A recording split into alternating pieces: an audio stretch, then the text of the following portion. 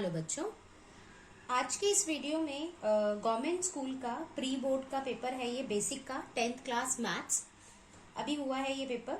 ठीक है, इसमें पहला क्वेश्चन दिया गया है हमें।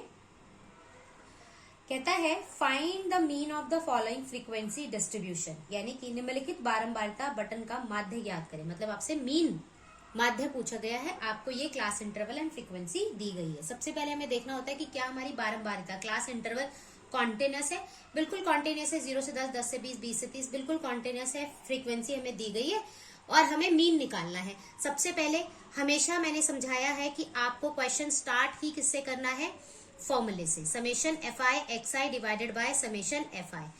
पिक्चर में क्या दिखाई दे रहा है, समेशन एफ आई और summation f I into x i. इसका मतलब समेशन सिग्मा बोलते हैं बच्चे वैसे नॉर्मली। यहाँ दिख रहा है आपको सम, यानी कि जिसके सामने भी ये लगा हुआ है, जिसके आगे भी ये लगा हुआ है, ये कहता है उन सबको क्या कर दो, सम कर दो, ऐड कर दो। ये सम वर्ड दिखाई दे रहा है। इसका मतलब ये दिख रही है ना फ्रीक्वेंसी आपको, इन सबका वो क्या कर रहा है, कहता है कि इन सबका क्या कर दे, सम कर दे। यानी समेशन ऑफ एफ आई, इन सबका जब हम सम करेंगे तो आंसर आएगा 100। क्लियर है, ये वाला काम हो गया। अब बचा पिक्चर में ये, लेकिन मुझे पिक्चर में एक्स तो कहीं भी नहीं दिखाई दे रहा। देखो मेरे क्वेश्चन में कहीं भी एक्स है नहीं, तो यानी कि मुझे क्या निकालना होगा, एक्स आई निकालना होगा। एक्स आई कैसे निकालते हैं, lower limit plus upper limit divided by 2। Clear है, यहाँ पे 10 आ जाएगा डिवाइडेड बाय 2, यानी कि आंसर कितना आ जाएगा 5।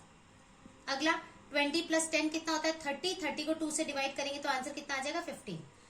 तो ये आ जाएगा 15। मैंने और कैसे सिखाया है इसको, देखें इन दोनों के बीच का डिस्टेंस कितना है, 10 10 का दिखाई दे रहा है। देखो यहाँ भी देखो डिस्टेंस 10 का दिखाई दे रहा होगा, तो इसका मतलब अगली टर्म जो आने वाली है वो क्या होगी 25। अगली टर्म नेक्स्ट टाइम क्या आएगी 35। नेक्स्ट क्या आने वाली है 45। अगर आप चेक करना चाहते हैं तो रेंडमली किसी को चेक कर लेते। देखो 40 प्लस 50 कितना होता है 90। 90 को 2 से डिवाइड करेंगे तो आंसर कितना आएगा 45। क्लियर है। चलिए, हमने एफ आई भी है हमारी पिक्चर में, एक्स आई भी। इन दोनों के बीच में क्या कहता है, प्रोडक्ट कर दो, मल्टीप्लाई कर दो। तो अब क्या करेंगे, F I into x I. F I into x I करेंगे, देखो इन दोनों को मल्टीप्लाई करेंगे कितना आएगा 70। इन दोनों को करेंगे कितना आएगा 360। 25 into 26 is 650। 20 and 35 700। 45 and 16 is 720। अब इसके आगे भी क्या निशान लगा हुआ है, समेशन का, सिग्मा का। इसका मतलब हमें क्या करना है, इन सबको क्या करना है, ऐड करना है। यानी इन सबको हमें क्या करना है, ऐड करना है। इन सबको ऐड कर देते हैं, क्या आंसर आएगा 2500। फॉर्मूले में रख देते हैं इक्वल्स टू 2500। इसकी जगह हमने रख दिया 2500, इसकी जगह क्या रखेंगे, आंसर इज 25। आई होप सबको समझ आया क्वेश्चन। ओके, क्वेश्चन नंबर 3 में वो क्या कहता है, क्वेश्चन नंबर 3 में कहता है एक सॉलिड स्फीयर है of radius 6 centimetre, 8 centimetre and 10 centimetre are melted to form a big solid sphere. यानी कि 3 छोटे छोटे स्फीयर्स थे, उनको पिघलाया गया और एक बड़ा स्फीयर बनाया गया। हिंदी में देख लेते हैं। कहता है 6 सेंटीमीटर, 8 सेंटीमीटर और 10 सेंटीमीटर त्रिज्याओं वाले धातु के 3 ठोस गोलों को पिघलाकर एक बड़ा ठोस बनाया गया। मान लो एक ये छोटा है, इसकी त्रिज्या कितनी है मान लेते हैं 6, नेक्स्ट की कितनी है 8 और नेक्स्ट की कितनी है 10। ये 3 स्फीयर है मेरे पास, सॉलिड स्फीयर है, जिनकी रेडियस कितनी है, एक की 6, एक की 8 और एक की क्या है 10। इन तीनों को मैंने लिया और पिघलाकर एक बड़ा बना दिया। इमेजिन करो मैं ना मार्केट गई और मैंने 3 बेसन के लड्डू खरीदे। ठीक है जी, 3 बेसन के लड्डू खरीदे, घर आई, आते आते रास्ते में वो टूट गए। मैंने घर आकर क्या करा, उसको एक बड़ा लड्डू बना लिया। तो क्या मेरे इन दोनों का वेट, इन दोनों के वेट में कोई चेंजेस आएगा, नहीं। 3 लड्डुओं को मिलाकर जितना लड्डू बनेगा, जितना वेट बनेगा, उतना ही वेट किसका होगा, इस बड़े लड्डू का। इसलिए क्या कहा जाता है कि हम क्या करेंगे, इसका वॉल्यूम, इसका वॉल्यूम, इसका वॉल्यूम, तीनों का वॉल्यूम लेंगे और वो किसके बराबर आएगा, बड़े वाले के। तो कैसे करेंगे इसका वॉल्यूम, कैसे करेंगे, देखो हम ले लेते हैं R1। मैं क्या कहती हूँ, R1 इसकी त्रिज्या का नाम है, यानी कि 6 सेंटीमीटर लेते हैं। R2 इसका नाम दे देते हैं 8 सेंटीमीटर त्रिज्या है, यानी रेडियस, और R3 दे देते हैं इसको, तो इसका कितना है 10 सेंटीमीटर। और इन तीनों, इस बड़े वाले को नाम दे देते हैं बड़ा वाला R, इसकी रेडियस को नाम क्या दे देते हैं, R ही दे देते हैं। ठीक है, इसकी रेडियस को नाम दे देते हैं बड़ा वाला R। ठीक है, अब मुझे क्या करना है, मुझे पता है वॉल्यूम ऑफ ये तीनों का वॉल्यूम ऑफ इन तीनों का is equal to volume of this, right. इनको तीनों को मैंने पिघलाकर तोड़ मड़ोड़ कर क्या करा, बड़ा वाला बना दिया। तो कैसे लिखेंगे, देखो कैसे लिखेंगे, मुझे कंडीशन क्या पता है, वॉल्यूम ऑफ फर्स्ट, ये क्या स्फेयर है, स्फेयर को हिंदी में हिंदी में क्या कहेंगे, गोला, ठीक है, ये फर्स्ट है। फिर volume of second sphere plus volume of third sphere, वो किसके इक्वल होगा, वो किसके इक्वल होगा, वॉल्यूम ऑफ बिग स्फेयर। बस इतनी सी बात है जो आपको समझनी है। मतलब पहले वाले गोला प्लस दूसरे वाला गोला प्लस तीसरे वाला गोला प्लस इन तीनों का प्लस करके वो किसके बराबर है, वॉल्यूम ऑफ बिग स्फेयर, ठीक है। तो इसका वॉल्यूम ऑफ स्फेयर क्या होता है, 4/3 पाई आर, देखो इसके लिए मैंने R1 दिया है तो R1 की पावर 2। फिर इसके लिए वॉल्यूम लिखेंगे तो 4/3 पाई R2 की पावर 3। फिर जब मैं इसके लिए लिखूंगी तो क्या लिखेंगे, 4/3 पाई R3 की power 3 which is equals to volume of big sphere. इसकी रेडियस को हमने R माना है, 4/3 पाई R3। देखो इन सबसे 4/3 कॉमन ले ले और पाई भी कॉमन ले लेते हैं। जैसे ही लेंगे यहाँ क्या बचेगा, R1 की पावर 3, R1 कितना था 6, तो 6 की पावर 3। यहां से 4/3 और पाई बाहर चला गया, क्या बच गया, R2 की पावर 3, R2 कितना था 8, तो 8 की पावर 3 प्लस 4/3 पाई बाहर आ गया, क्या बचा, R3 की पावर 3, तो ये क्या है 10 की पावर 3। ये 4/3 पाई R की पावर 3, देखो ये दोनों तो कैंसिल, क्या बच गया 6 की पावर 3, 6 की पावर 3 करेंगे तो कितना आता है आंसर, 216। 8 की पावर 3 करते हैं तो क्या आता है 512। 10 की पावर 3 करेंगे तो कितना आ जाएगा 1000, which is equal to R की पावर 3। क्लियर है इतनी बात, जोड़ लेते हैं इन सबको जोड़ेंगे तो कितना आ जाएगा 1728, हाँ 1728 which is equal to R की पावर 3। अब तुम्हें पता होना चाहिए 12 की घात 3 करेंगे तो यही आएगा, तो यानी 12 सेंटीमीटर क्या आ जाएगा आपका R, 12 सेंटीमीटर क्या आ जाएगा आपका, यानी बड़ा वाला जो ये आपका स्फेयर बना था, गोला बना था, उसकी त्रिज्या कितनी होगी आपकी 12 सेंटीमीटर। इसी के और के क्वेश्चन में कहता है, क्वेश्चन नंबर 3 के और में कहता है, दो घनों जिनमें से प्रत्येक का आयतन 27 सेंटीमीटर, दो क्यूब्स हैं, ठीक है, दो घन है आपके, उन दोनों का आयतन कितना दिया हुआ है 27 सेंटीमीटर क्यूब के संकलन फलकों को मिलाकर एक ठोस बनाया जाता है, इससे प्राप्त घनाभ का पृष्ठीय क्षेत्रफल ज्ञात कीजिए। देखिए ये question same as it is आपके जो डीओई का सैंपल पेपर आया था ना, उसमें भी ये क्वेश्चन आया हुआ था, उसमें भी दिया हुआ था। ऐसे ही आपका क्वेश्चन नंबर 2 भी उसमें दिया गया था, एज इट इज आपके पेपर में आया हुआ है। तो कोई भी सैंपल पेपर, कोई भी प्रैक्टिस पेपर आपको मिलता है तो उसको मेक श्योर कि आप बाय हार्ट लर्न करें, अच्छे से उसके क्वेश्चन को समझें, राइट, बार बार प्रैक्टिस करें। ओके, इस क्वेश्चन में क्या कहता है, वॉल्यूम ऑफ क्यूब आपको दिया हुआ है, यानी घन, okay, which is equals to 27 centimetre cube, ठीक है। और होता क्या है वॉल्यूम ऑफ क्यूब, अगर मैं बोलूं कि वॉल्यूम ऑफ क्यूब या घन का आयतन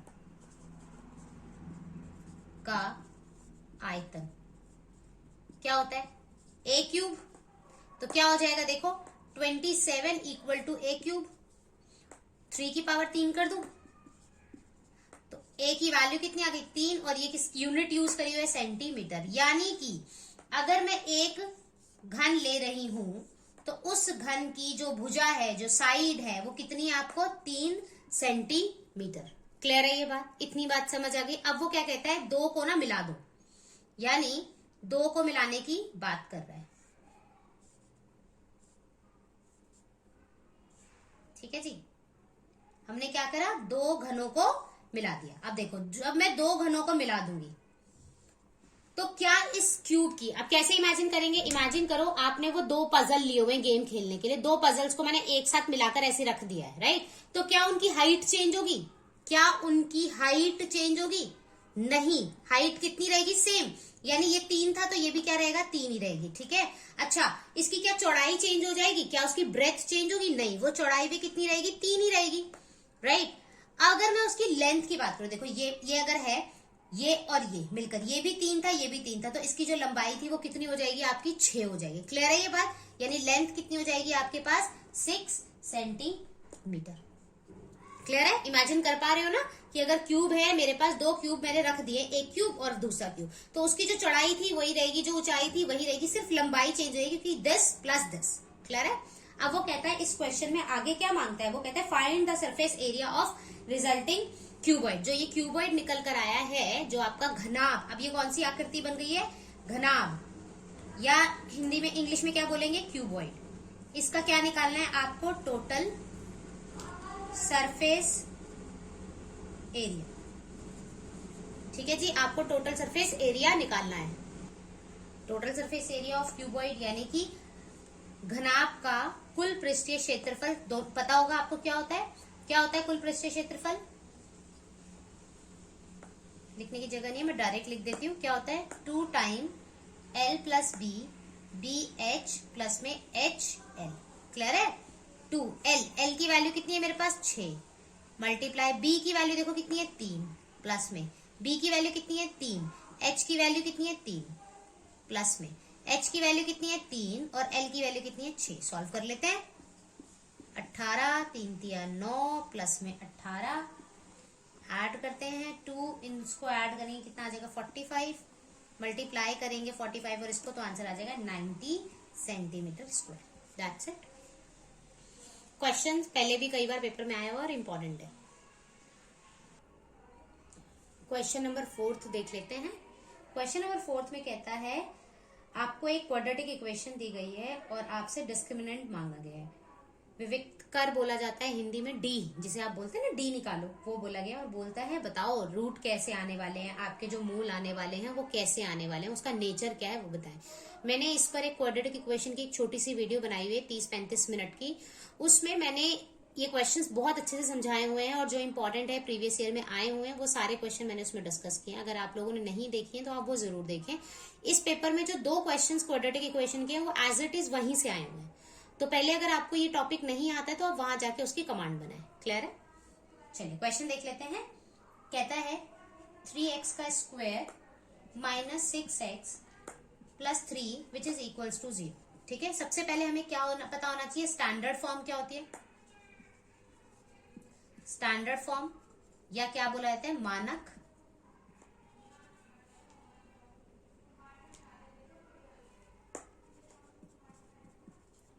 रूप। ठीक है, क्या होता है, ax का square + bx + c which is equals to 0। दोनों को कंपेयर करेंगे। a की वैल्यू कितनी है, 3, b की वैल्यू कितनी है, x के अलावा जो भी बचता है, x स्क्वायर के अलावा जो भी बचता है और जो c होता है। ठीक है, अब देखिए x के अलावा कौन बचा हुआ है यहाँ पे, -6, तो b की वैल्यू कितनी होगी, -6, c की वैल्यू कितनी है हमारे पास, 3। क्लियर है? अब d कैसे निकालते थे, d is equals to b² - 4ac। d की वैल्यू देखो कितनी आएगी, देखो यहाँ पे कहता है b का स्क्वायर करो, यानी -6 का क्या करना है, स्क्वायर करना है, -4a कितना है, 3, और c कितना है, 3, -6 मल्टीप्लाई -6, माइनस से माइनस कट जाएगा, 6 से कितना हो जाएगा, 36, ये आ गया 36, 4 3 जा 12, और 12 को 3 से मल्टीप्लाई करेंगे तो आंसर कितना आएगा, 36। तो 36 में से 36 जाएगा तो क्या बचेगा, 0। d की वैल्यू आपके पास क्या आ गई, 0। 3 केसेस होते हैं, 3 में से एक केस होता है जिसमें d की वैल्यू कितनी आ जाती है, 0। तो क्या होने वाला होता है, जो हम यहाँ पर 2 वैल्यू निकालने वाले हैं। सबसे पहले ना आपको ये चीजें पता होनी चाहिए, ये क्वाड्रेटिक इक्वेशन है। क्वाड्रेटिक इक्वेशन में जो आपके नंबर ऑफ सॉल्यूशंस आते हैं, या नंबर ऑफ रूट्स आते हैं, नंबर ऑफ वैल्यूज आते हैं, नंबर ऑफ फैक्टर्स बोलते हैं हम, वो कितने आएंगे, वो कैसे आते हैं, क्योंकि ये क्वाड्रेटिक इक्वेशन है तो यहाँ पे रूट्स कैसे आएंगे, 2 रूट्स आने वाले हैं आपके। अब वो रूट्स कैसे आएंगे, मतलब जो x की वैल्यू आएगी वो कैसी आएगी, मतलब रियल आएगी, अनरियल आएगी, इमेजनरी आएगी। अनरियल मतलब इमेजनरी, रियल आएगी, इमेजनरी आएगी, एक जैसी आएगी, अलग अलग आएगी। वो कैसे आएगी वो आपको ये d बता देता है। कैसे, अगर d की वैल्यू 0 के इक्वल हो गई, अगर d की वैल्यू 0 के इक्वल हो गई तो जो मेरे 2x की वैल्यू आने वाली है ना, वो कैसी आएगी, इक्वल आएगी, एक जैसी आएगी। क्लियर है? वो कैसी आएगी, इक्वल। कैसे याद रखना है, d is equal to 0, then जो मेरी 2 वैल्यूज आने वाली है x की, वो दोनों कैसी आएंगी, एक जैसी, बिल्कुल इक्वल आएगी। कैसी, रियल एंड इक्वल। और हिंदी में क्या बोलेंगे, वास्तविक एंड बराबर, वास्तविक और बराबर। क्लियर है? ये यहीं से जो उसने नेचर ऑफ द रूट्स पूछा है वो यही बता देता है, डी ही बता देता है। अब मेरी डी की वैल्यू 0 आई है तो मुझे क्या पता है कि मेरे एक्स की ना दो वैल्यूज आएंगी और वो दोनों कैसी होंगी, रियल होगी और इक्वल होगी, वास्तविक होगी और बराबर होगी। क्लियर है? निकाल कर भी दिखा देते हैं, कैसे करेंगे? वैसे पूछा नहीं है लेकिन फिर भी निकाल देते हैं। इस क्वेश्चन में पूछा तो नहीं है, उन्होंने बस ये पूछा है बताएं, तो आपका आंसर यहीं पे खत्म हो जाएगा। और निकालना हो तो कैसे निकालेंगे? x equals to minus B plus minus under root D upon में 2, राइट? तो x की वैल्यू एक बार क्या होती है, माइनस का b, प्लस का ले लेते हैं एक बार, और एक बार क्या ले लेते हैं, x माइनस बी माइनस का अंडर रूट डी अपॉन में 2। अब वैल्यू रख दीजिए, कैसे रखेंगे देखें, x इक्वल्स टू माइनस का b, देखो b की वैल्यू कितनी थी, -6, तो यहाँ पे प्लस का 6 हो जाएगी, माइनस माइनस प्लस हो जाएगी, प्लस d की वैल्यू कितनी है 0, 2a, a कितना था 3, 6 डिवाइडेड बाय 2 3 जा 6। क्लियर है? तो ये कट जाएगा और आंसर कितना आ जाएगा, +1। दूसरा, यहाँ पे देखो दूसरे वाले में माइनस और माइनस प्लस का 6, यहाँ पे माइनस का अंडर रूट में 0 अपॉन में, यहाँ पे भी अंडर रूट में 0 लगाने की जरूरत नहीं होती है, 2a, a की वैल्यू कितनी थी 3, अगेन 6 डिवाइडेड बाय 6 कैंसिल हो जाएगा, आंसर कितना आ जाएगा 1। दोनों ही वैल्यू आई है सेम, तो वो सेम ही आएंगी। क्लियर? इस पर एक क्वेश्चन हर हाल में आएगा, एक नहीं मेरे ख्याल से 2 भी आ सकते हैं, 4 नंबर का क्वेश्चन आएंगे यहां से, तो बहुत ध्यान से करें। इसी का क्वेश्चन नंबर 4 का और पार्ट में उसने मुझे ये इक्वेशन दी हुई है और कहता है कि इसके ना रूट्स कैसे आएंगे, इक्वल आएंगे। ठीक है, हिंदी में क्या कहता है, इसके जो मूल आएंगे वो कैसे आएंगे, बराबर। अभी अभी मैंने प्रीवियस क्वेश्चन में सिखाया, मूल बराबर तब होते हैं जब डी की वैल्यू क्या होती है 0, तो मेरे दिमाग में सबसे पहले यही आना चाहिए। क्लियर है? तो सॉल्व कर लेते हैं। मुझे ये पता है डी की वैल्यू क्या होती है 0, और डी किसके बराबर होता है, b² माइनस 4ac के। क्लियर है? ये चीज मुझे पता है, और विच इज इक्वल्स टू क्या है 0, ये मुझे पता है क्योंकि उसने स्टेटमेंट में दे दिया है। ओके, सबसे पहले मुझे स्टैंडर्ड फॉर्म यानी मानक रूप पता होना चाहिए, वो क्या है, ax का square plus bx plus c which is equals to 0। a की वैल्यू देखो क्या है यहाँ पे, x स्क्वायर के साथ जो भी है 4, b की वैल्यू क्या है जो x के साथ है, x का देखो क्या है, ये पूरा का पूरा तो -3k, और c क्या है मेरे पास 1 है। क्लियर है ये बात? अब वो कहता है आप ऐसे करें, b² माइनस 4ac निकालें, और वो 100% किसके बराबर है 0 के, क्योंकि उसने दिया हुआ है कि इसके मूल कैसे हैं, इसके रूट्स कैसे इक्वल है। ओके, b की वैल्यू देखे क्या है, -3k की होल पावर 2 माइनस 4, a कितना है मेरे पास 4, c कितना है मेरे पास 1 विच इज इक्वल्स टू 0। अब देखें -3k की होल पावर उसने 2 दिया, इसका मतलब -3 की पावर 2 और k की पावर 2। अगर मैं लिखती x y z की पावर 2, इसका मतलब x की पावर भी 2, y की पावर भी 2 और z की पावर भी 2। क्लियर है ना ये बात? तो यहाँ पे देख लेते हैं, तो इसका मतलब क्या देखें, -3 की पावर 2 यानी -3 मल्टीप्लाई -3, 3 से माइनस कट गया, 3 तिया 9, और k की पावर तो 2 हो जाएगा, तो यहाँ जाएगा 9k की पावर 2, यहाँ 4 4 जा 16 इक्वल्स टू 0। क्लियर है ये बात सबको? अच्छा, क्या मैं इसको वापस से, अच्छा चलो तुम्हारे ये भी नहीं समझना, कोई बात नहीं, चलो अब हम नॉर्मल क्वेश्चन सॉल्व करेंगे। तो क्या करेंगे, ये माइनस को इधर लेके जाएंगे 16 हो जाएगा k², ये नंबर भी इधर लेके जाएंगे तो क्या आ जाएगा, ये आ जाएगा। अच्छा, क्या मैं 16 को लिख सकती हूँ 4 की पावर 2, क्या मैं 9 को लिख सकती हूँ 3 की पावर 2? बिल्कुल लिख सकते हैं, सिखाया है मैंने पहले भी, k की कितनी वैल्यू आएंगी, 2 वैल्यूज आएंगी। गलती से भी पेपर में ये मत लिख के आ जाना 4/3 इज द आंसर, नो भाई, मैंने पहले भी सिखाया है क्वाड्रेटिक। ये देखो एक क्वाड्रेटिक इक्वेशन बन रही है, अगर ये क्वाड्रेटिक इक्वेशन बन रही है तो यहाँ पर x की या जिसमें भी वेरिएबल, यहाँ पे वेरिएबल क्या यूज कर रहे हैं k, कितने वैल्यूज होनी चाहिए, 2 वैल्यूज होनी चाहिए। अगर तुम ये निकाल कर आ जाओगे तो यहाँ पे टीचर तुम्हें 1 मार्क कट कर देगी तुम्हारा, समझ आइए। तो यहाँ पर तुम्हारा आंसर क्या होना चाहिए, मैंने पहले भी सिखाया हुआ है, +/4/3। प्लीज अगर ये किसी को नहीं आता तो मेरी प्रीवियस वीडियो जिसमें क्वाड्रेटिक इक्वेशंस के मैंने स्पेशली क्वेश्चंस सॉल्व कराए हुए हैं इस चैप्टर के, वो जरूर देखें, रिवीजन वीडियो है। ओके, क्वेश्चन नंबर 5 देख लेते हैं। वो कहता है, हिंदी में पहले पढ़ रही हूँ, किसी समांतर श्रेणी का 8वां पद 37 है, एक सेकेंड, 37 है, और 12वां पद 57 है। ओके ठीक है, और इंग्लिश में क्या कहता है, इंग्लिश में कहता है AP is 37 and 12th term is 57। ठीक है जी, आगे बाद में पढ़ेंगे, पहले ये दो इन्फॉर्मेशन मुझे दी हुई है, यानी A8 उन्होंने मुझे दिया हुआ है 37 और A12 क्या दिया हुआ है हमें 57। ओके, आगे उन्होंने क्या मांगा है वो हम बाद में देखेंगे। ये दो चीजें आपको पता है ऐसे क्वेश्चंस कैसे सॉल्व किए जाते हैं। देखें, मैंने पहले भी सिखाया हुआ है, ऐसे जैसे ही मैं इसको देखूंगी मेरे दिमाग में सिर्फ एक चीज आनी चाहिए कि n की वैल्यू 8 है। जैसे ही मैं इसको देखूंगी मुझे क्या पता चलना चाहिए कि n की वैल्यू कितनी है, 12। मुझे और कुछ नहीं पता, कोई बात नहीं, मुझे ये तो समझ आ रहा है कि मुझे AP के साथ काम करना है, an का फॉर्मूला यूज करना है, वो क्या होता है an a प्लस में n-1d, ये मुझे फॉर्मूला यहाँ पर यूज करना है। इतना तो समझ आएगा आपको। चलिए ठीक है, कैसे यूज करना देखते हैं।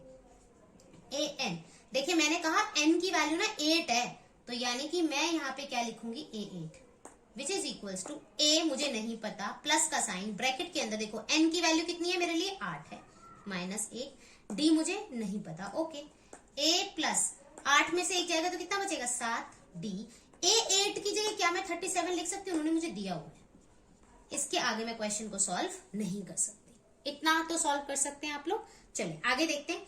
अब देखें A12, इसके लिए काम करेंगे तो मेरे लिए n की वैल्यू कितनी है 12 है। वापस से ये फॉर्मूला, a n की जगह पे क्या लिखेंगे हम 12 लिखेंगे, a प्लस 12 माइनस 1 और ये d, तो क्या बचेगा a प्लस 11d, और A12 की जगह क्या लिख सकती हूँ मैं 57। क्या मुझे दो इक्वेशन दिखाई देगी? आप लोगों ने पढ़ा हुआ है ना, दो इक्वेशन जब होती है उसको सॉल्व कैसे कर सकते हैं। एलिमिनेशन मेथड लगाया जा सकता है, या आप सब्स्टिट्यूशन मेथड लगा सकते हैं, क्रॉस मल्टीप्लिकेशन लगा सकते हैं, जो मन आपका करे वो कर सकते हैं, लेकिन एलिमिनेशन सबसे इजी होता है। यहाँ पे कैसे करेंगे देखिए, a प्लस 7d किसके बराबर था 37 के। ओके, a प्लस 11d किसके बराबर था 57। क्यों सबसे आसान है एलिमिनेशन? क्योंकि यहाँ पे एक को एलिमिनेट करना बहुत आसान है, क्योंकि सेम शक्ल आती है, देखो a दोनों में सेम आता है, इसीलिए माइनस माइनस माइनस, देखो हो गया ना इजीली एलिमिनेट, किसी से मल्टीप्लाई करने की भी नीड नहीं पड़ी। अब देखो 11 में से 11 में से आपका 7 जाएगा तो कितना बचेगा 4d माइनस का, और यहाँ पर क्या बचेगा आपके पास माइनस का 20, माइनस से माइनस कैंसिल, 4 से 20 कैंसिल, d की वैल्यू कितनी आ गई आपके पास 5। जब आपके पास इक्वेशन होती थी एक्स वाई में, किसी एक की वैल्यू आती थी, दूसरी की निकालने के लिए क्या करते थे, जो दो इक्वेशन थे उसमें से किसी में भी वैल्यू पुट कर देते थे, तो कर देते हैं। देखो दो इक्वेशन है, किसी में भी रख दो, इसमें या इसमें, आपकी मर्जी है।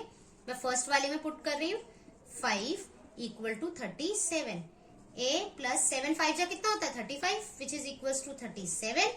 a की वैल्यू कितनी आ जाएगी 37 minus 35, that is a equal to 2। आपका ये काम हो गया और ये भी काम हो गया। अब उसने क्या मांगा है, अब क्वेश्चन में पढ़ते हैं उसने मांगा क्या है।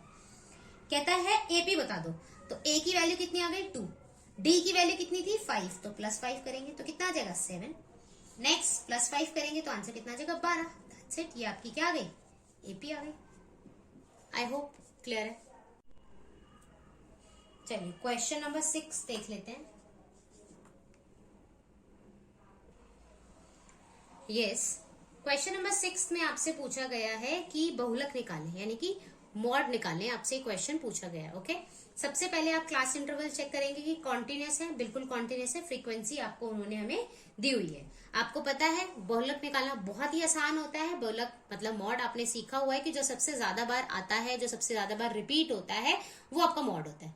इस क्वेश्चन में कैसे सॉल्व करेंगे, फॉर्मूला मैंने पहले ही बताया कि हमें सबसे पहले क्या लिखना है, फॉर्मूला लिखना है। फॉर्मूला क्या होता है, L प्लस में F1 माइनस F0 अपॉन में 2 time F1 minus F2 F0 into H, right.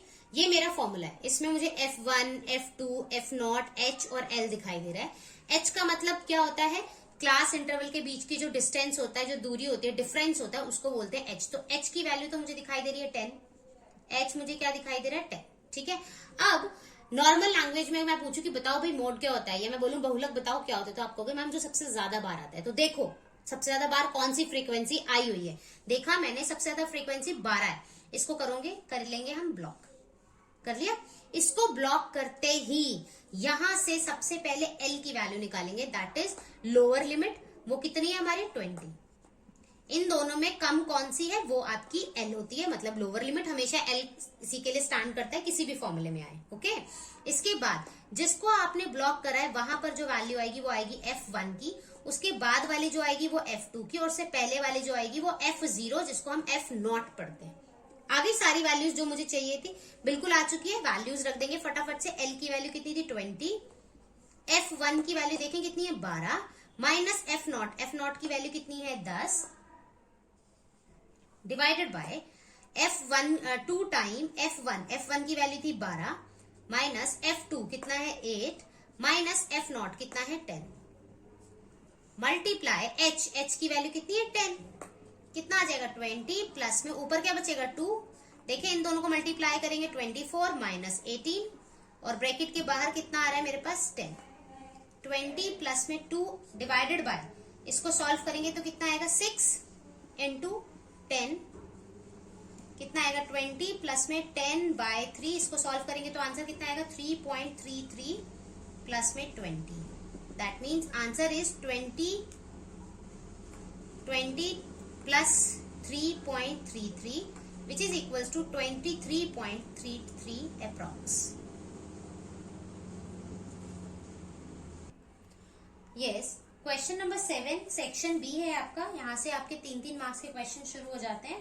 कहता है if the sum and the product of two numbers are 24 and 128 respectively then find the numbers. यदि दो संख्याओं के योग और गुणनफल, योग कितना दिया हुआ है 24 और गुणनफल यानी प्रोडक्ट कितना दिया हुआ है 128, कोई भी दो नंबर बोल रहा है आपकी मर्जी है। इसने ऐसे ना 2 digit number, 3 digit number, 4 digit number ऐसे तो कुछ मेंशन नहीं किया, तो आपकी मर्जी, आप इसको कुछ भी लेट कर सकते हैं। तो मैं एक को x, let us assume first number be x और सेकंड को मान लेते हैं y।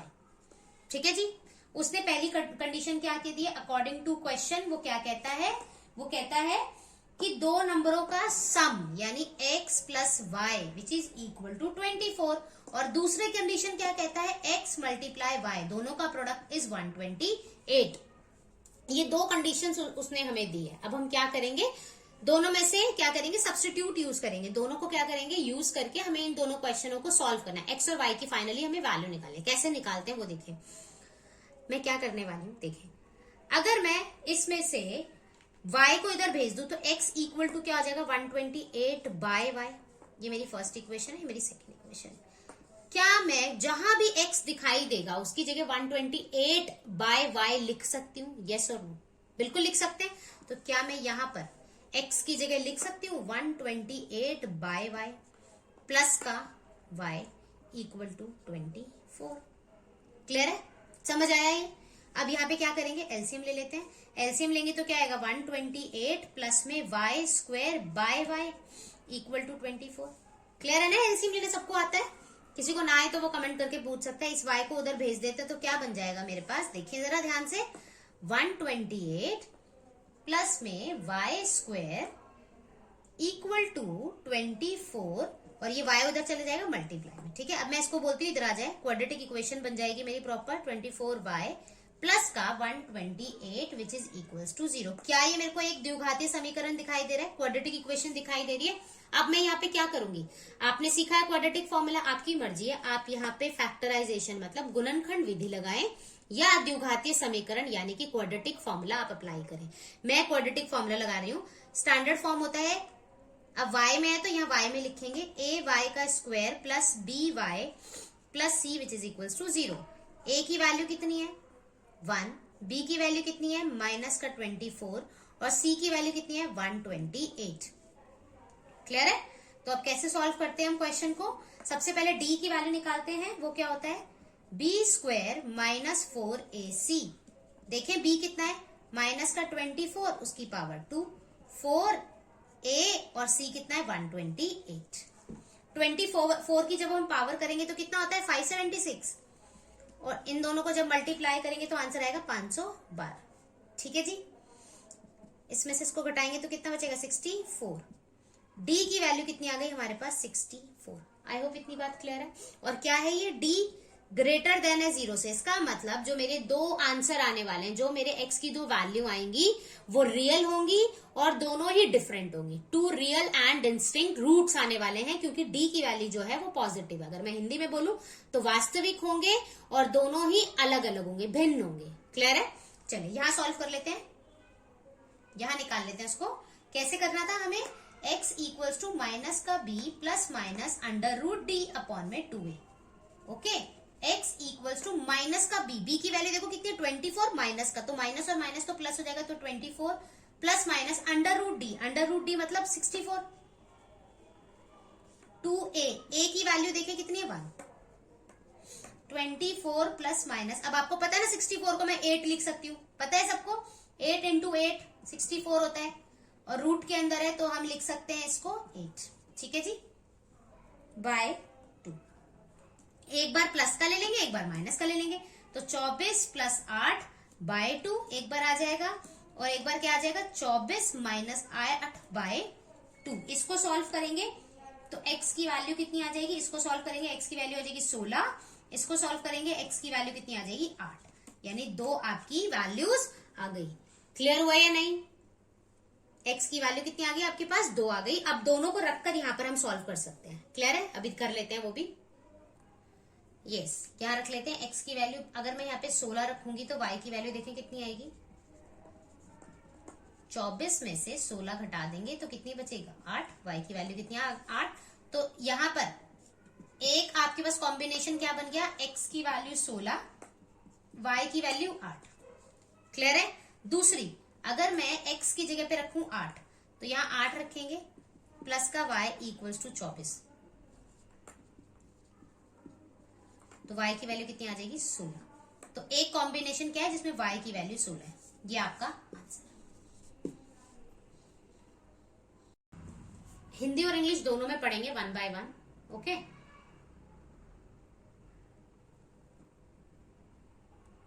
कहता है the angle of elevation of the top and the bottom of water tank placed on 30 metre high building. एक 30 मीटर हाई मेरे पास एक बिल्डिंग है, 30 मीटर की, हिंदी में पढ़ लेते हैं। भूमि पर एक बिंदु से 30 मीटर ऊंचे भवन पर रखे गई पानी की टैंकी, भवन के ऊपर एक पानी की टैंकी है जो रखी गई है, पानी की टैंकी के शिखर और पाद, किसके? पानी का टंकी का शिखर और पाद के उन्नयन कोण 45 और 30 डिग्री। ठीक है, इंग्लिश में पढ़ रही हूं दोबारा से। The angle of elevation of the top and the bottom of the water tank placed on 30 metre high building from the ground से एक 30 डिग्री का है और एक 45 डिग्री का है। एक कितने डिग्री का है? 30 डिग्री का है एंगल ऑफ एलिवेशन और एक है 45 डिग्री का। एक सेकेंड,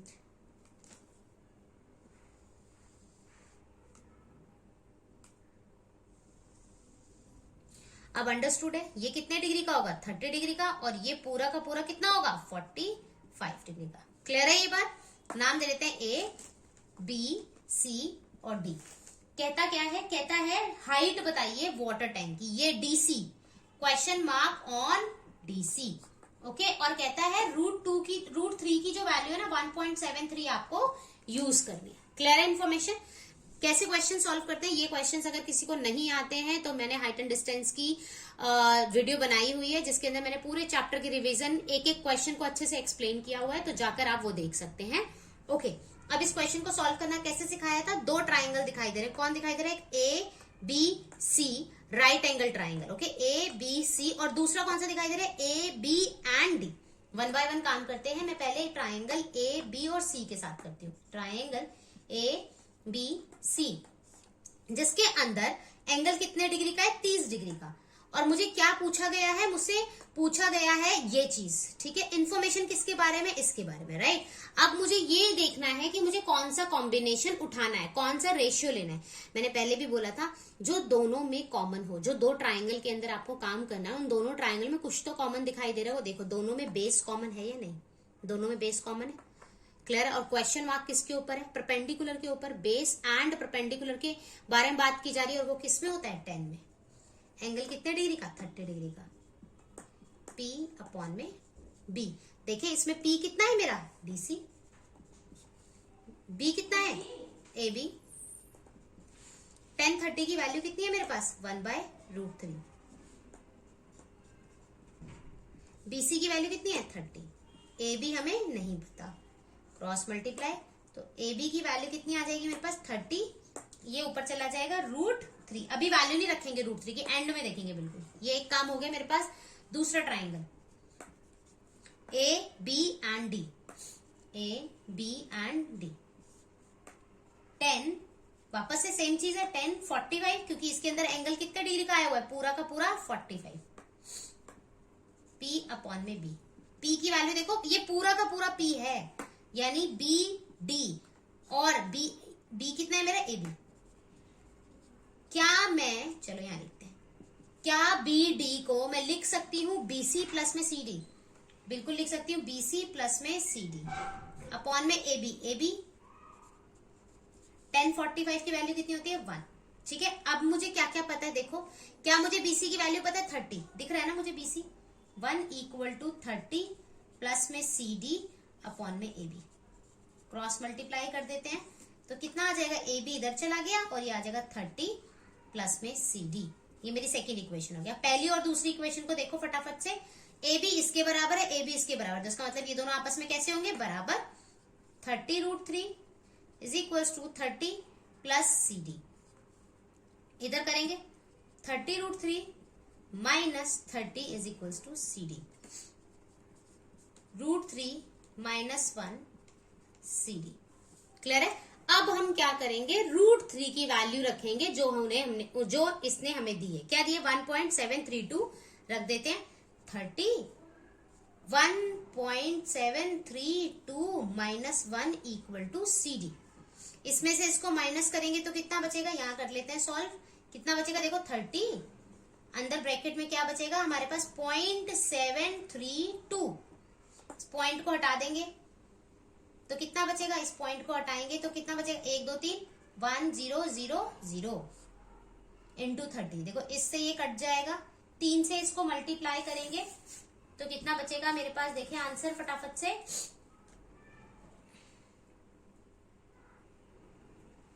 3 2 6, 3 3 9, 71। ठीक है, डिवाइडेड बाय 100, तो यहाँ पे सेंटीमीटर, मीटर क्या था, मीटर। तो ये क्या है आपका, CD = 21.96 मीटर। ये देखिए CD की वैल्यू चल रही थी ना ये, तो और CD क्या है, ये देखो, ये तो यही मांगा था उसने मुझसे, तो आंसर आ गया 10। ये 3 मार्क का क्वेश्चन आपके पेपर में आया हुआ था। क्वेश्चन नंबर 10th देख लेते हैं। क्वेश्चन नंबर 10th में बोलता है, sum of the first 8 term of AP is 100। यानी एक समांतर श्रेणी दी है और उसमें प्रथम 8 पदों का योग की बात हो रहा है, SN की बात हो रही है, तो S8 उन्होंने मुझे कितना दिया, 100। और प्रथम 19 पदों का योग 551, यानी पहले 19 टर्म्स का जो सम दिया हुआ इन्होंने बोला है 551। ये 2 चीजें दी, आगे की बात हम बाद में देखेंगे। क्लियर है ये बात।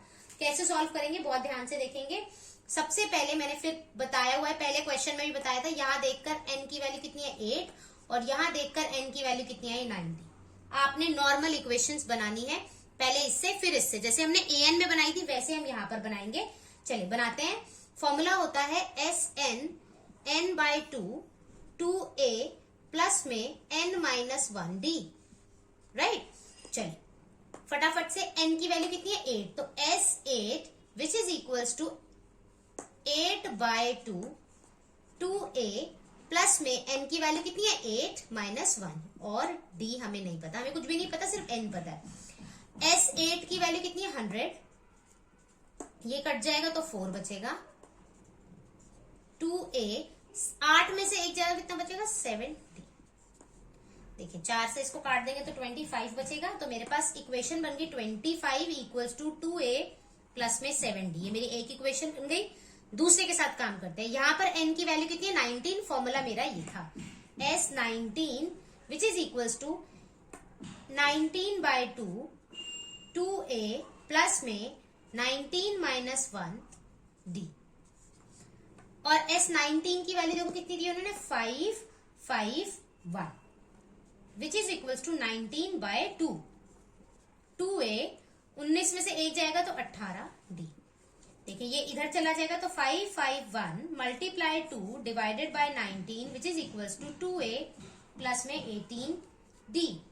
19 से इसको काटेंगे 29, कितना बचेगा 29 को 2 से मल्टीप्लाई करेंगे 58 which is equals to 2a plus में 18, 2a प्लस में 18d। ओके, ये मेरी दूसरी इक्वेशन होगी। फिर वही बात, दोनों को यूज करेंगे, एलिमिनेशन मेथड लगाएंगे। 2a प्लस में 7d इज इक्वल्स टू 25, ये मेरी फर्स्ट इक्वेशन थी। सेकेंड 2a प्लस में 18d which is equals to 58। Cut गया, यहाँ पे कितना बचेगा माइनस का 11d। इन दोनों को सॉल्व करेंगे तो हमारे पास कितना बच जाएगा, माइनस का माइनस से माइनस कट गया, 11 से कट जाएगा 3, d की वैल्यू कितनी आ गई 3।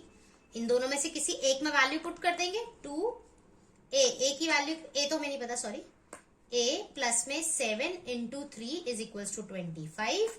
2a इक्वल्स टू ये कितना है 25, 7 21, उधर जाएगा तो माइनस का हो जाएगा, तो कितना बचेगा 4a डिवाइडेड बाय 2, तो 2 आ जाएगा। a की वैल्यू कितनी आ जाएगी 2। मांगा क्या है क्वेश्चन में, अब देख लेते हैं।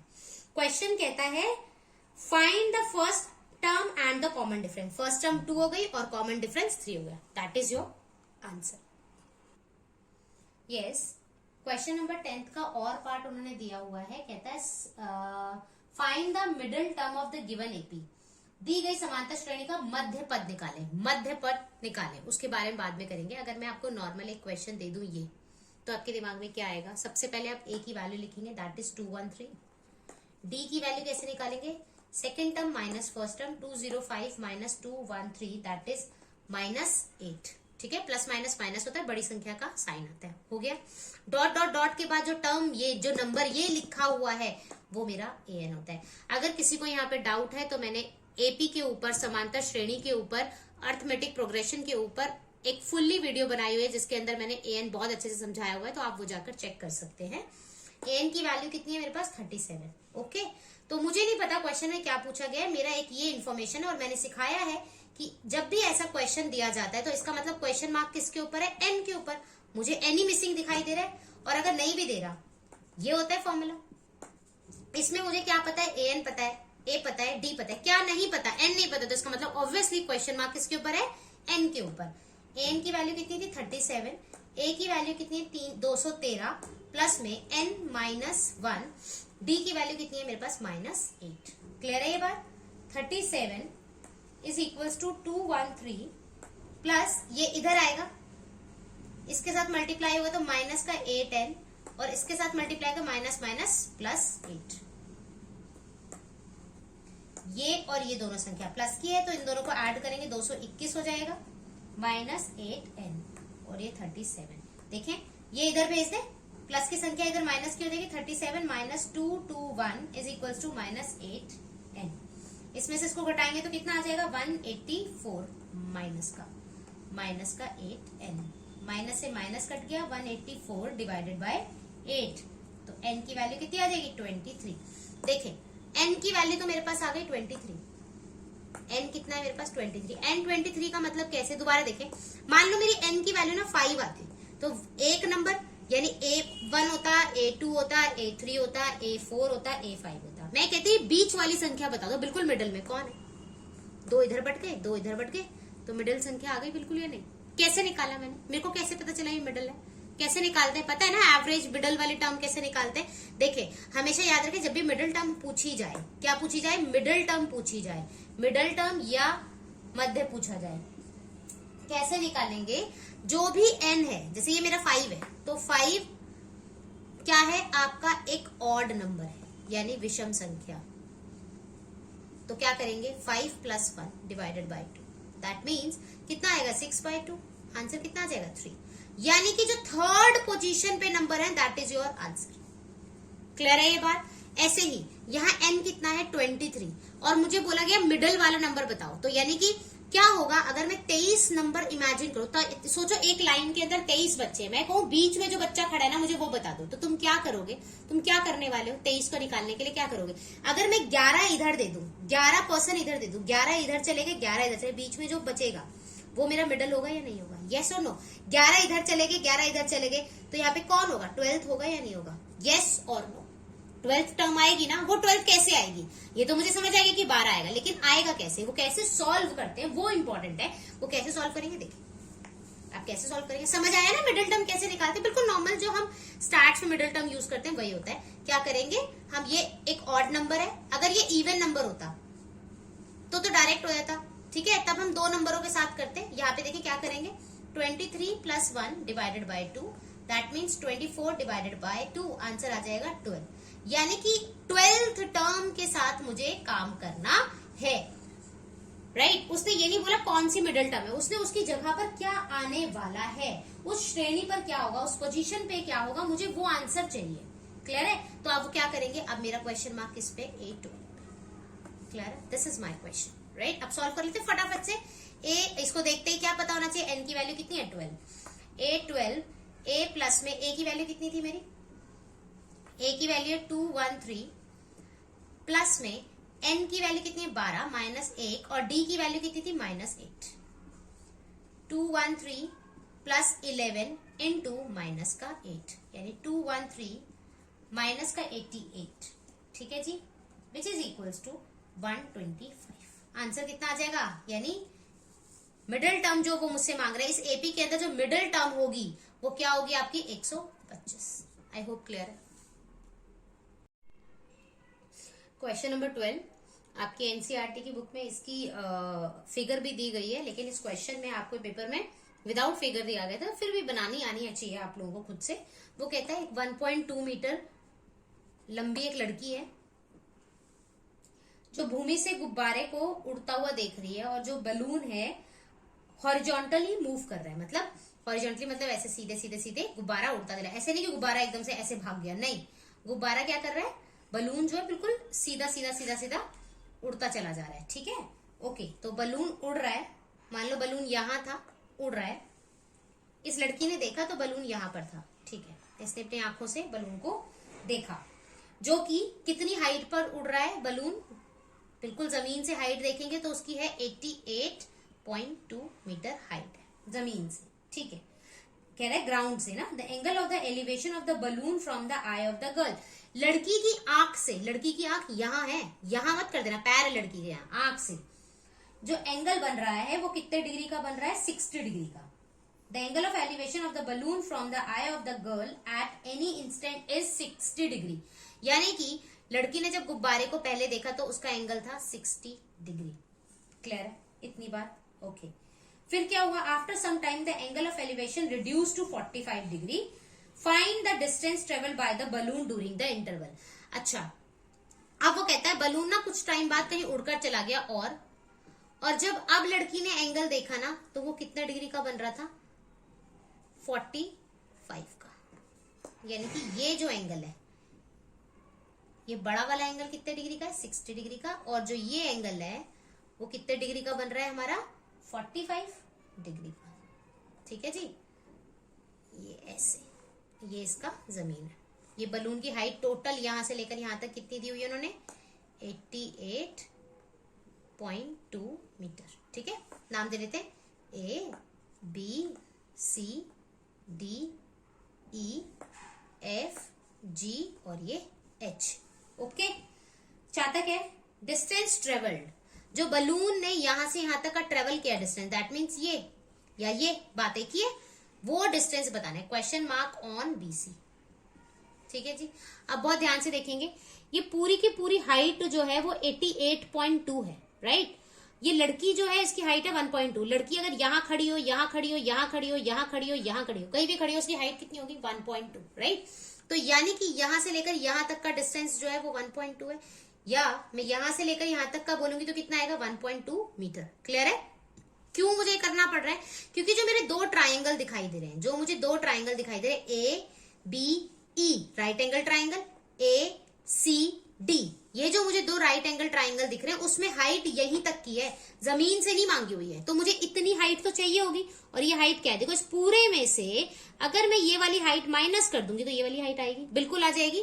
तो इसका मतलब हमें क्या करना है, इस पूरी हाइट में से यानी 88.2 में से लड़की की हाइट को अगर हम घटा दे दैट इज 87, ये मेरी हाइट होगी यहां से, यानी कि मुझे जो काम करना है, जो मुझे हाइट चाहिए यहां से लेकर यहां तक की दैट इज 87, यहां से लेकर यहां तक की दैट इज 87।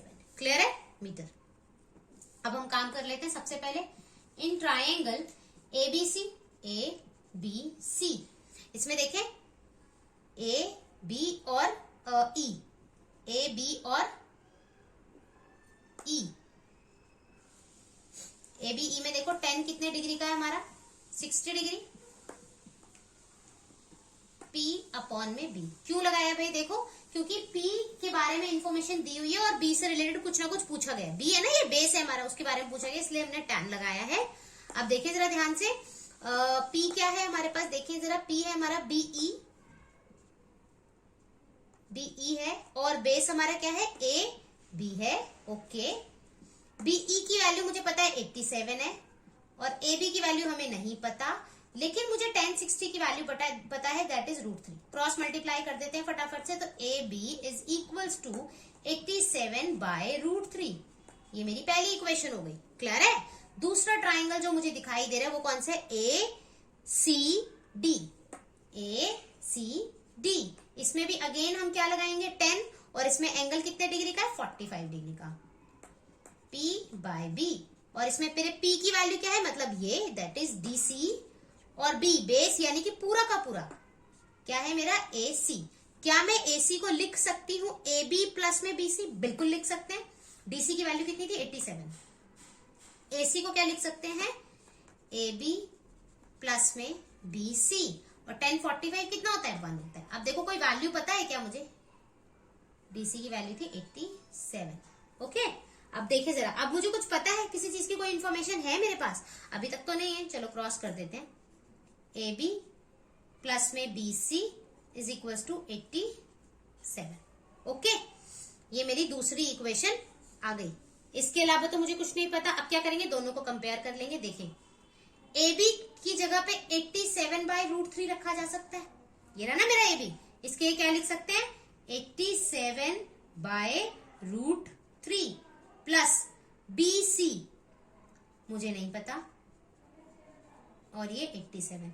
अभी देखो ये प्लस वाली संख्या उधर जाएगी तो किसकी हो जाएगी, माइनस की, तो यानी कि BC is equal to 87 minus 87 √3। क्या मैं 87 को कॉमन ले सकती हूँ, बिल्कुल ले सकती हूँ। क्या बचेगा, 1 माइनस 1 बाय √3। क्लियर है ये बात।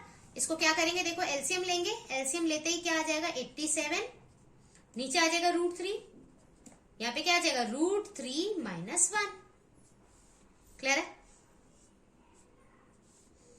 कितना आ जाएगा, 87। अब देखो इसमें भी क्या वैल्यू रखने को दी थी क्या हमें, क्वेश्चन में देखिए इन्होंने वैल्यू दी है क्या हमें, हाँ बिल्कुल दी है इन्होंने हमें वैल्यू, रख देते हैं।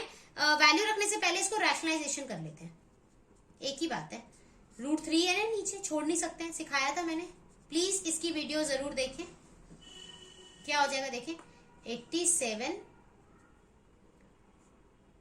ये √3, ये वाला √3 इस √3 के साथ मल्टीप्लाई होगा तो क्या आएगा, 3 माइनस ये 1 के साथ √3 मल्टीप्लाई होगा तो क्या आएगा, √3। नीचे देखिए √3 से √3 होगा तो क्या आएगा, 3। ठीक है जी, देखो 3 एक कम 3, 3 दूनी 6, 3 में 27, तो आंसर कितना आ जाएगा, 29, ब्रैकेट में 3 माइनस, अब √3 की वैल्यू रख सकते हैं 1.732।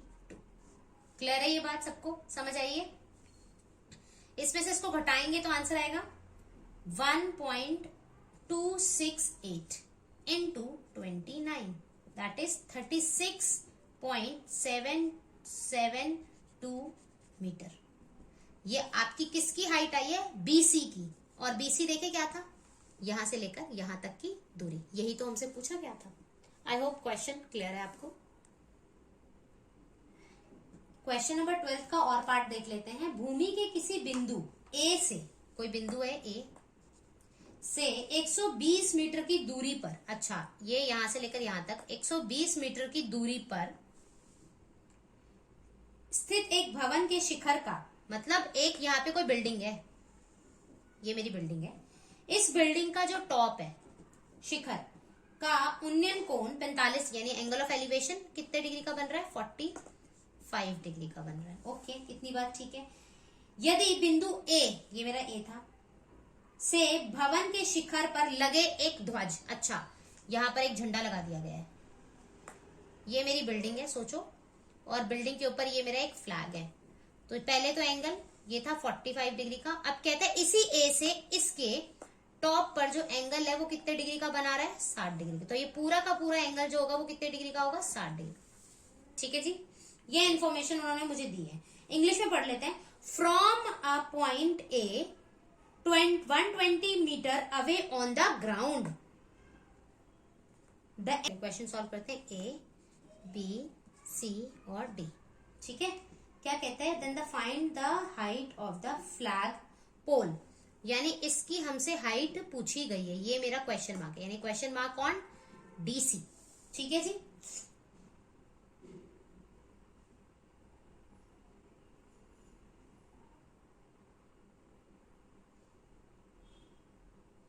ओके चलिए क्वेश्चन सॉल्व कर लेते हैं फटाफट से। सबसे पहले वही इन ट्राइंगल कोई सा भी ले लेते हैं, दो ट्राइंगल दिख रहे हैं ए बी सी और दूसरा है ए बी डी। एक ले लेते हैं, मैंने ए बी सी ले लिया। ए बी सी में 10, देखें एंगल कितने डिग्री का है, 45 डिग्री का। पी के बारे में कुछ ना कुछ पूछा गया है और बी के बारे में पता है, इसलिए पी अपॉन में बी लगाएंगे। पी क्या है मेरे लिए यहाँ पर बी सी, और बी क्या है मेरे लिए यहाँ पर ए बी। 10 45 कितना होता है 1। ए बी की वैल्यू कितनी दी हुई है, 120। क्रॉस मल्टीप्लाई तो 120 is equals to B C, 120 metre है। ये मेरे एक इंफॉर्मेशन आ गई। दूसरा ट्राइंगल, ट्राइंगल ए बी और डी, A B and D, angle कितना है 10 60 डिग्री। पी अपॉन में बी, पी देखो क्या है, पूरा का पूरा बी डी है, और बी क्या है मेरे लिए ए बी। 10 60 की वैल्यू कितनी होती है, √3। क्रॉस मल्टीप्लाई, इसको A B is equals to B D upon में √3। क्या मैं बी डी को लिख सकती हूँ, अच्छा ए बी की वैल्यू भी तो पता है मुझे, ओके दोबारा लिख सकते हैं। देखो बी डी को क्या मैं लिख सकती हूँ, बी सी प्लस में सी डी, बिल्कुल लिख सकते हैं बी सी प्लस में सी डी, और ए बी की वैल्यू कितनी है 120। ओके, इसको इधर भेज देते हैं, तो ये क्या बन जाएगा मेरे पास 120 √3 which is equals to B C plus में सी डी। ये मेरी दूसरी इक्वेशन आ गई। अब देखो दोनों इक्वेशन को, देखो यहाँ बीसी की जगह क्या लिख सकते हैं, 120 लिख सकते हैं, ये रहा बीसी, इसकी जगह क्या लिख देंगे 120 प्लस में सी डी। नंबर के साथ काम करेगा, 120 √3 माइनस में 120 which is equals to C D. 120 common ले लें, √3 minus 1 equals to C D. इन्होंने क्या हमें रूट की वैल्यू दी हुई है, बिल्कुल दी हुई है, तो यानी कि इसकी वैल्यू रखेंगे 1.732 माइनस 1 इंटू 120, तो ये कितना आ जाएगा 7 पॉइंट में 732 into 120 which is equals to, इसको करेंगे तो कितना आएगा 8784 मीटर। ये किसकी वैल्यू आ जाएगी हमारी सी डी की। आई होप क्लियर है। ये सभी क्वेश्चन मैंने इस वीडियो में आपके लिए डाल दिए हैं। पूरा का पूरा सैंपल पेपर की तरह इसको ले, टाइम बाउंड करके इस पूरे क्वेश्चन पेपर को अच्छे से समझें, देखें और फिर अपने आप प्रैक्टिस करें। ठीक है, अगर किसी को कोई भी डाउट हो तो वो कमेंट करके मुझसे पूछ सकते हैं।